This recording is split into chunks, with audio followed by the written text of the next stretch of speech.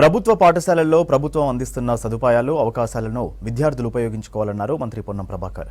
సిద్దిపేట జిల్లా కోహెడ మండలం బసవాపూర్ ప్రభుత్వ ఉన్నత పాఠశాలలో కంప్యూటర్ ల్యాబ్ను జిల్లా కలెక్టర్ మను చౌదరితో కలిసి ప్రారంభించారు మంత్రి. పాఠశాలలో సమస్యలను గురించి విద్యార్థులను అడిగి తెలుసుకున్నారు. కష్టపడి చదువుకుంటే ఉజ్వల భవిష్యత్తు ఉంటుందని విద్యార్థులకు సూచించారు మంత్రి. ప్రైవేటు పాఠశాలలకు ధీటుగా ప్రభుత్వ పాఠశాలలో సౌకర్యాలు ఏర్పాటు చేస్తామన్నారు మంత్రి పొన్నం. కష్టపడి చదువుకుంటే మీకు ఉజ్వల భవిష్యత్తు. మీరు ఈ సమయాన్ని మీరు వట్టిగానే వేస్ట్ చేస్తే తర్వాత జీవితంలో మామూలుగా మళ్ళా గదే. కాబట్టి ఈ ప్రభుత్వం ఇస్తున్నటువంటి అవకాశాన్ని ఉపయోగించుకొని కొంత శ్రమపడి చేయండి. మీరు అడుగుతున్న కార్యక్రమాలన్నీ కూడా నేను ఇక్కడ ఉన్నటువంటి గ్రామ పెద్దలందరూ ఉన్నారు, పొలిటికల్ సంబంధం లేదు.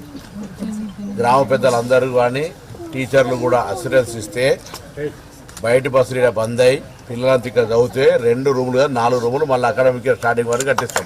స్పోర్ట్స్ అన్ని బయట ప్రైవేట్ స్కూల్ ఏమన్నా అంతకంటే ఈ మండలంలో ఇది బసవాపూర్ అనేది రోల్ మోడల్ స్కూల్గా ఉండడానికి కొరకు పెద్దలందరూ కూడా ప్రతి ఇంటిపై కౌన్సిలింగ్ చేయండి.